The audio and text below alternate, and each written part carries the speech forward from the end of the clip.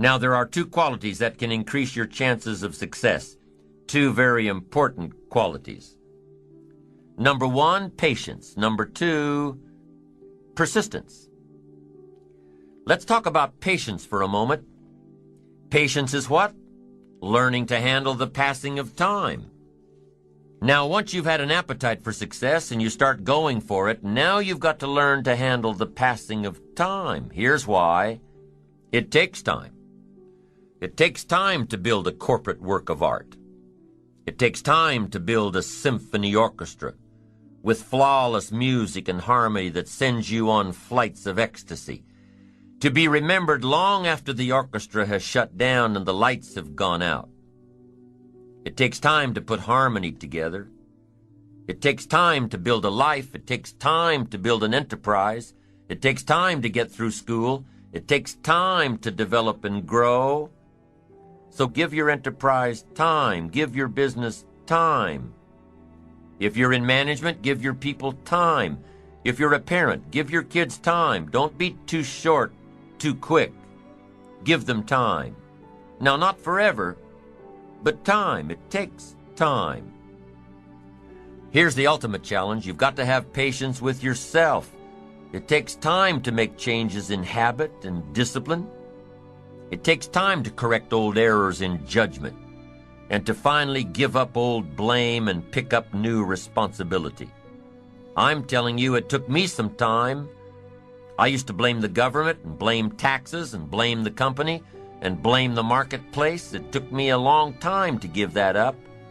That was a pretty comfortable list to explain my empty bank account, pennies in my pocket, nothing in the bank, not doing well, embarrassed by my situation. It took time to give that up and only blame myself. That took a while. So have patience with yourself, number one. And number two, while you're dealing with the passing of time, number two is to keep doing it. Be persistent. Be tenacious. Keep doing it until. As long as you are patient and persistent, it's hard to elude success. As long as you maintain patience and persistence, tenacity, there's only one person, just one person, that will draw the line between success and failure. One person, and that person is you. So be patient. Be persistent. You need both patience and persistence together, and here's why. Lack of patience is probably the worst enemy of ambition.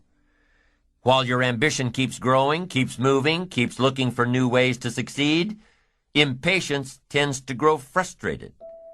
Impatience won't allow for persistence. Impatience wants to give up. Impatience calls discouragement failure. But your ambition won't let you give up so easily, not if you're persistent. What others may call failure, ambition calls a learning opportunity, a chance to make adjustments along the charted course to success. Ambition knows something else too. Ambition knows that the longer the achievement is in coming, the more valued it is. So let me give you a few aspects of patience, some examples that might help illustrate just how valuable it is. There are 6 aspects of patience, and here's number 1. Knowing when an opportunity is right and when more preparation is needed. Let's say you're opening up a restaurant specializing in fresh seafood.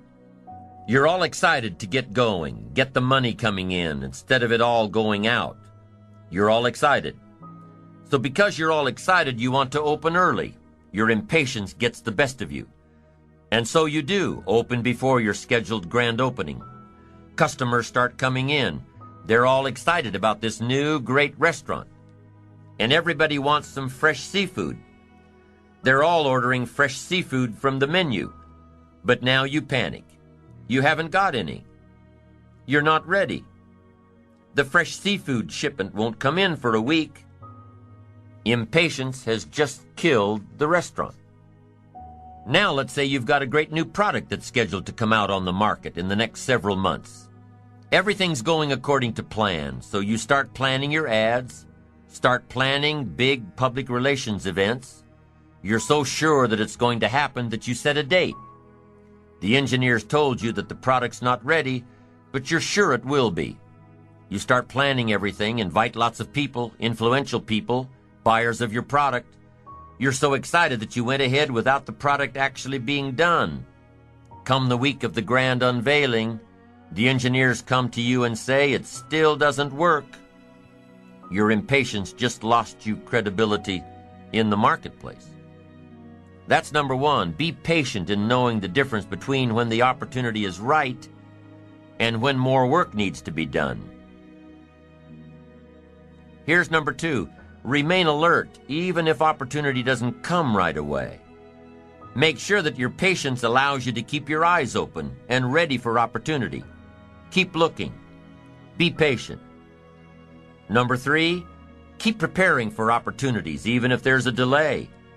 Even if things aren't going just the way you think they should, keep your disappointments at bay and keep getting ready for opportunities. Be prepared. Always be prepared. Don't let impatience allow you to give up. Number four in patience. Take the little setbacks in stride. Take the little successes in stride. Don't let small disappointments discourage you. Don't let the little successes delude you. Avoid the emotional roller coaster that will always disrupt your plan. Number five, if you're waiting on the decisions of others, be patient. You cannot control the decision-making abilities of others.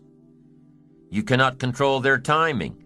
If your project was to come up before the board in one meeting and time ran out, and they moved your project to the top of the agenda for the next meeting, be patient.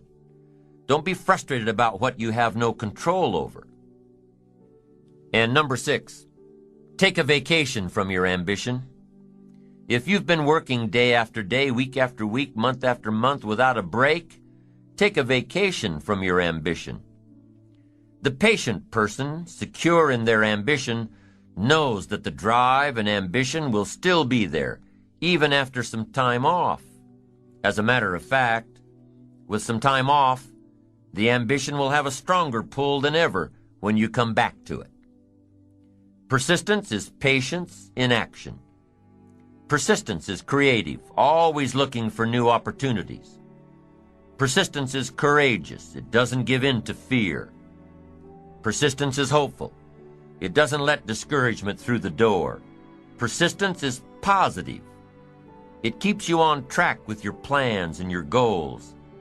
And the last thing that persistence is cheerful, not gloomy, cheerful. Persistence knows that gloom and depression and disappointments waste energy. Cheerfulness creates it. Patience and persistence are both required for success. Success is something you attract by the person you become. Success is not something you pursue. What you pursue usually eludes you like a butterfly, something you go after that you can't catch. Success is something you attract like a magnet by the person you become. To attract attractive people, you must be attractive. To attract powerful people, you must be powerful. To attract committed people, you must be committed. Instead of going to work on them, you go to work on yourself. You work harder on yourself than you work on the job. And if you become, you can attract. The whole key is to make yourself valuable. The key is to make yourself attractive. The key is to make yourself skillful, competent, willing, powerful, unique, sophisticated, cultured, being able to manage, in control, healthy. The whole key really to the future is personal development. Because the greatest gift you can give to someone else is your personal development, self-development, self-investment. If I become 10 times wiser, 10 times stronger, 10 times brighter, 10 times more competent, think of what that will do for my success. If I grow, think of what that will do for my future. Self-development earns success. Self-investment earns respect. And the only way to make a better and better and better investment in your future is to become better and stronger and wiser and more competent. And the more attractive you become, the more attractive you are. And the more attractive you are, the more you attract success. Self-development, self-investment attracts success. That's powerful. Now here's what would be pitiful if your income grew and you didn't grow. Because here's what usually happens. If your income takes some jumps, it's best that you grow quickly up to where your income is. Why? Because otherwise your income will soon come back to where you are. I'm telling you, success doesn't want to hang around an incompetent person. That's the problem with winning the lottery, the lack of self-development to be able to master it and keep it. And now the fortune is bigger than the person, rather than the person being bigger than the fortune. If you're a parent, use that as a challenge to grow personally. Use the challenge of parenting to grow. See what you can become.